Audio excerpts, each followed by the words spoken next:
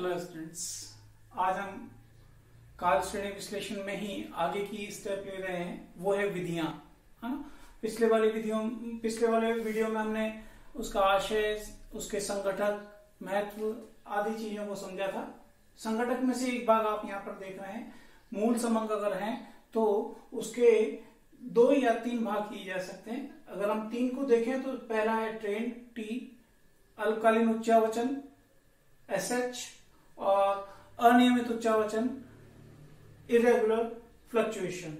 फिर वापस जो शॉर्ट टर्म फ्लक्चुएशंस हैं उनको 2 भागों में विभाजित किया जा सकता है। S सीजनल, हिंदी में इसको आर्तव या मौसमी उच्चावचन कहते हैं। C साइक्लिक, चक्रीय उच्चावचन। प्राय इरेगुलर फ्लक्चुएशन को हम कैलकुलेशन करते समय केवल अगर अंतर वाली विधि है तो उससे अंतर से योग प्रमेय से ज्ञात कर लेते हैं, और साइक्लिक कैलकुलेशन को हम अवॉइड करते हैं जबकि हम प्रश्न कर रहे होते हैं। विधियों की बात करें तो आप देख रहे हैं यहाँ पे बोर्ड पे विधियां केवल 2 चीजों की है। उपनति यानी दीर्घकालीन प्रवृत्ति की, टी की। मुक्तास्थिति जिसमें केवल ग्राफ के ऊपर ओरिजिनल डेटा को प्लॉट किया जाता है और एक फ्री हैंड से कर्व बनाया जाता है, उसके आधार पर वो ट्रेंड लाइन कहलाती है और उसी से अनुमान लगाए जाते हैं। अर्धमध्यकृति जिसमें कि वर्षों को 2 बराबर भागों में बांटा जाता है। ऊपर और नीचे अगर कोई अतिरिक्त है तो उसको बीच वाले वैल्यू को छोड़ दिया जाता है। 2 बराबर भागों में बांट के पहले और दूसरे भाग का योग और उसका एवरेज निकालते हैं, वही ट्रेंड वैल्यू होती है।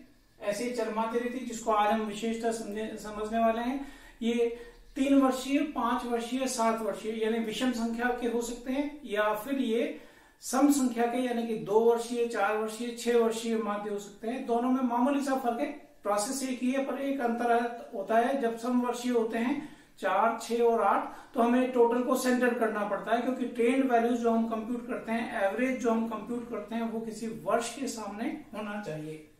न्यूनतम वर्गवृत्ति आपने पहले रिग्रेशन एनालिसिस में भी पढ़ा है इसी को।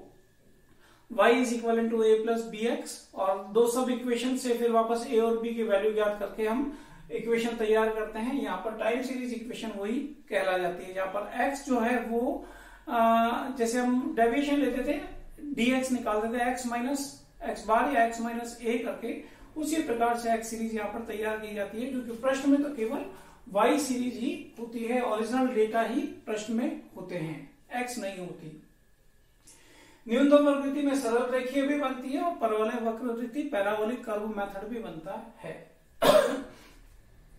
शॉर्ट टर्म फ्लक्चुएशन कैसे ज्ञात करते हैं? O आ गया, T आ गया, O में से T को घटा के SH निकाला जा सकता है, या O divided by T multiplied by 100 करके भी हम SH ज्ञात कर सकते हैं। डिपेंड करता है SH योग प्रमेय से निकले या गुणन प्रमेय से निकले। तो इसकी जो विधियां हैं, आपको मौसमी उच्चावचन प्रश्न में पूछा है, उसमें चलमाध्य रीति एक रीति है जिसमें अनुपात शब्द नहीं होता।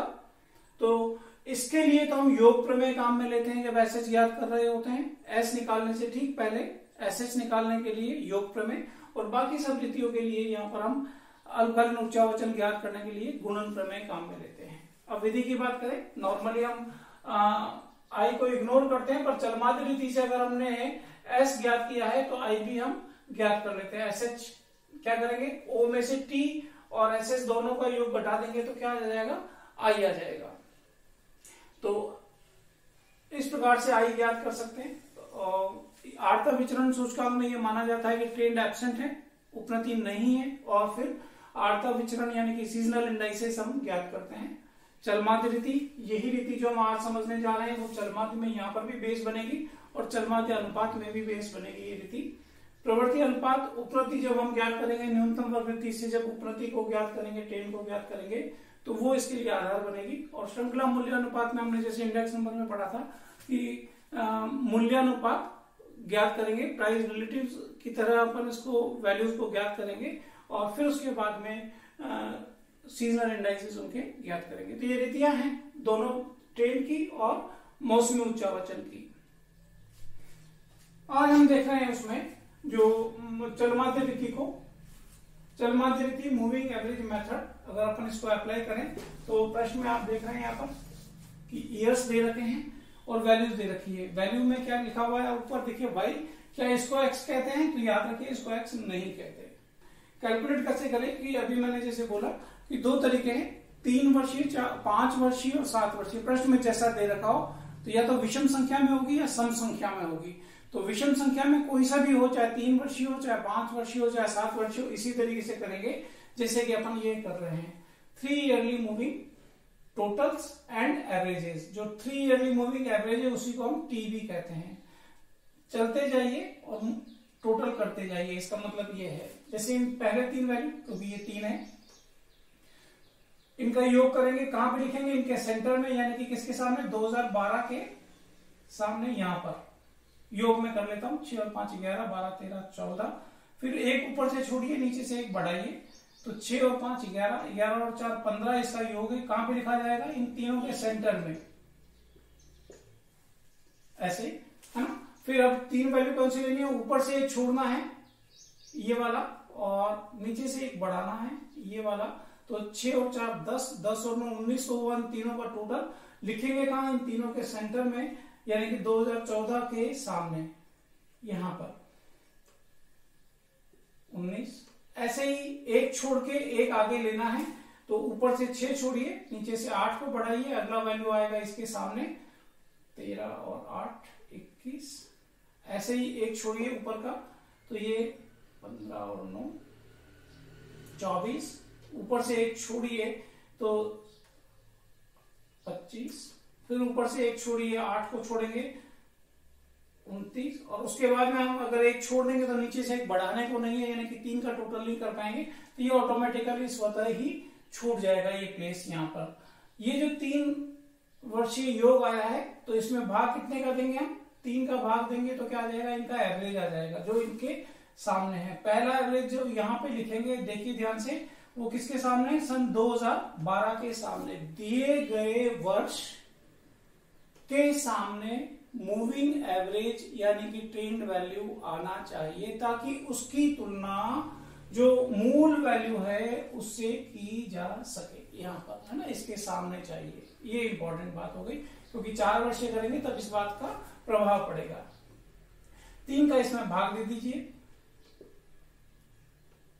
अप्रोक्सीमेटली 4.67, फिर इसमें भाग देंगे तो 5.0, और 3 का भाग 19 में देंगे, 3 का भाग 21 में देंगे तो 7, 3 का भाग 24 में देंगे तो 8, 3 का भाग 25 में देंगे तो 8.33, 3 का भाग 29 में देंगे तो 9.67। 2019 के सामने कुछ भी नहीं है। तो ये हमारे, इसको बोलते हैं 3 ईयरली मूविंग एवरेजेस, यही ट्रेंड वैल्यूज हैं। यहां पर 5 था, अगर ट्रेंड होता तो ये वैल्यू कितना होना चाहिए था? 4.67। तो ये ट्रेंड वैल्यूज हैं जिनके आधार पर आगे के अनुमान लगाए जाते हैं। तो एक तरीका तो ये हो गया, या तो अपने से पूछा जाता है प्रश्न में 3 वर्षीय, 5 वर्षीय, 7 वर्षीय चलमाते निकालिए। जब 3 पूछा तो 3 का योग कीजिएगा, और 5 पूछा तो पहले 5 का योग करके लिखना उसके सेंटर में, यानी कि अगर पहले 5 होते तो ये क्या होता? 3 और 2 5, इनके वैल्यू का टोटल कहां पे लिखा जाता? इनके सेंटर में। सेंटर एरिया कौन सा है? 2013।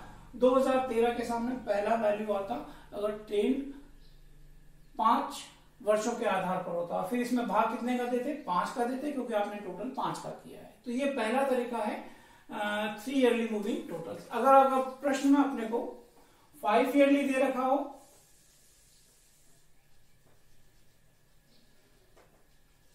चाहे 7 ईयरली दे रखा हो,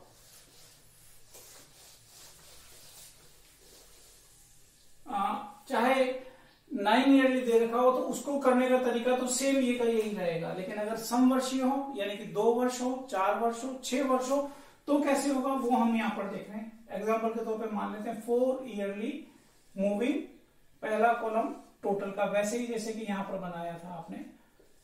इस बार आपको योग कितने का करना है? पहले 4 का। यही देखना इसी वाई सीरीज को, ये पहले 4 देखिए ये हैं, ध्यान से मैं इनको मिटा देता हूं सुविधा के लिए, आगे समझने के लिए।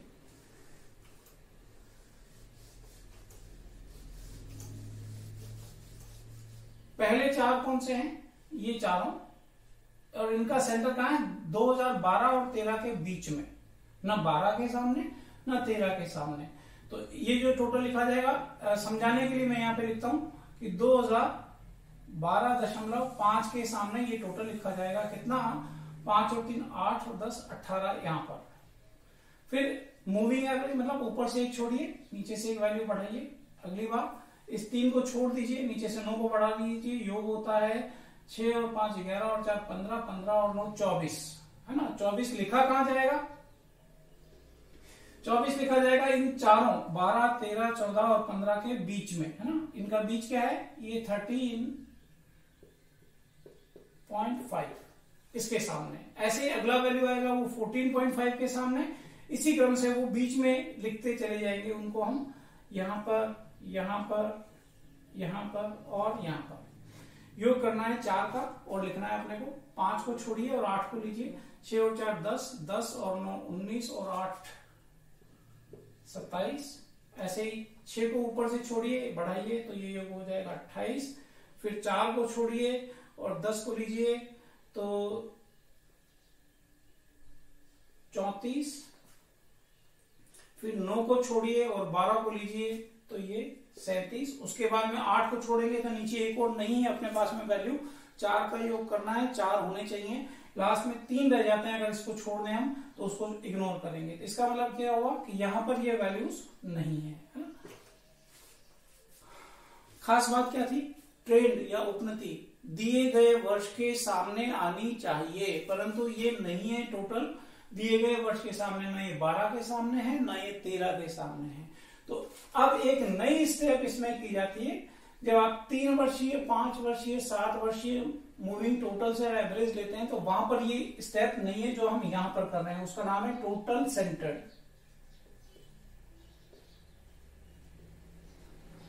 केंद्रीकृत कीजिए, टोटल को सेंटर कीजिए, यानी कि इन दोनों का टोटल कीजिए और इनके बीच में लिखिए यहां पर ऐसे। तो मैं कर लेता हूं 8 और 6 14, 1 और 1 2 2 4 44। ठीक है। अब ये कहां पर है? 2012.5 और 13.5 के बीच में, और वो वापस क्या आ जाएगा? ध्यान से देखिए तो 2013 आ जाएगा। तो पहला ट्रेंड वैल्यू आएगा जो हम यहाँ पे कंप्यूट करेंगे वो 2013 के सामने आएगा। ठीक है ना। इन दोनों का सेंटर करेंगे, इनके बीच में लिखेंगे, बीच में लिखेंगे तो 2013 के सामने आएगा। यानी जब आप कॉपी पे कर रहे हो, लाइन्स हो तो बड़े ध्यान से लिखिए। लाइन पर लिखना है या लाइनों के बीच में लिखना है वैल्यू को। उससे वो वर्ष किस वर्ष के सामने आना है या उन वर्षों के बीच में आना है, इस बात को प्रदर्शित करेगा। तो वैल्यू लिखते समय ध्यान रखिए कॉपी में लाइन पर लिखना है या तो लाइन के बीच में लिखना है, इसको ध्यान में रखना। अब ऐसे ही ऊपर से एक छोड़िए, इन दोनों का टोटल कीजिए ऊपर से एक को छोड़ के। तो ये कहां पर आ जाएगा? 2013 और 14.5 के बीच में, यानी कि 2014 के सामने। टोटल है 7 और 4 11, 1 2 2 4 और 1 5। फिर ऐसे ही ऊपर का एक छोड़िए, नीचे का एक बढ़ाइए, फिर ऊपर से एक छोड़िए, फिर ऊपर से एक छोड़िए और नीचे का एक वैल्यू बढ़ाइए। तो ये वैल्यू आए टोटल सेंटर्ड। अब अपने को जो करना है वो इसका एवरेज निकालना है। क्या पढ़ेंगे पूरा? 4 yearly moving average. 4 yearly moving average, जो कि इस प्रश्न में आंसर है, यानी कि ट्रेंड टी उपनति हो जाएगा। अब बहुत इंपॉर्टेंट बात है यहाँ पर, वहां पर आपने एवरेज निकालते समय सीधा किसका 3 का भाग दे दिया था, पर यहां पर देखिए क्या हो रहा है। 18 जो है पहले 4 वैल्यू का योग है, फिर 24 भी पहले को छोड़ के अगले 4 वैल्यू का योग है। और जब हमने इन दोनों का योग यहां पर किया तो एक्चुअली क्या हो रहा है, दिए गए मूल्यों के आधार पर 4 + 4 ये 8 वैल्यूज का योग है। इसलिए यहां पर जब हम एवरेज निकालेंगे तो भाग 2 का भी नहीं देंगे और 4 का भी नहीं देंगे, दोनों का प्रोडक्ट यानी कि 8 का भाग देंगे। अगर यहाँ पर 6 ईयरली होता तो 12 का भाग लगाते अपन, है ना। 8 वर्षीय होता तो 16 का भाग लगाते, 2 वर्षीय होता तो हम 2 को 4 का भाग लगा लेते। फिलहाल 8 का भाग लगाइए तो ये 5.5। ये वैल्यूज जो आते हैं वो करीब करीब इन वैल्यूज के आसपास ही आते हैं, इसको जरूर ध्यान में रखिएगा। अगर 4 का भाग लगा रहे होते तो कहीं ज्यादा वैल्यू होती है। 4 ईयरली टोटल सेंटर, इन दोनों का मल्टीपल इफेक्ट क्या आया कि 8 का भाग लगाना है। ऐसे ही 8 का भाग इसमें लगाइए 3 अप्रोक्सीमेटली वैल्यू लिख रहा हूं मैं ये, ऐसे ही 8 का भाग 55 में लगाइए।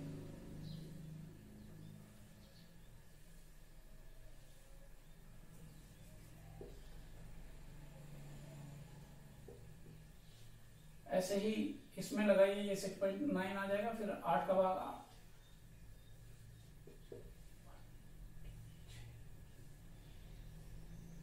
अप्रोक्सीमेटली 7.7, ऐसे ही ये अप्रोक्सीमेटली 9.0 लिख देता हूं। लास्ट के 2 में डैश और फर्स्ट के 2 में डैश, यानी कि पहला ट्रेंड वैल्यू किसके सामने आया, पहले 2 वर्षों को छोड़ के 2013 के सामने आया, जब हमने 4 ईयरली मूविंग टोटल किया, और लास्ट के 2 वर्षों के लिए ये वैल्यूज छूट गई।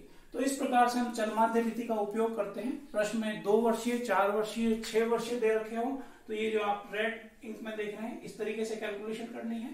और अगर 3 वर्षीय, 5 वर्षीय चल माध्य या उपनति के लिए पूछा गया है, तो ये जो पहले बनाए थे उस तरीके से आपको कैलकुलेशन करनी है। दोनों में अंतर क्या है, यहाँ पर टोटल सेंटर्ड की जाती है, जबकि सम वर्ष हो, इवन नंबर हो यहाँ पर वर्ष का उस समय। तो इस प्रकार से हम ट्रेंड वैल्यूज ज्ञात करते हैं चल माध्य रीति से। अगले वीडियो में हम देखेंगे कि जो न्यूनतम प्रवृत्ति है उससे कैसे उपनति ज्ञात की जाती है। तब तक इसकी प्रैक्टिस कीजिए आप। Thank you.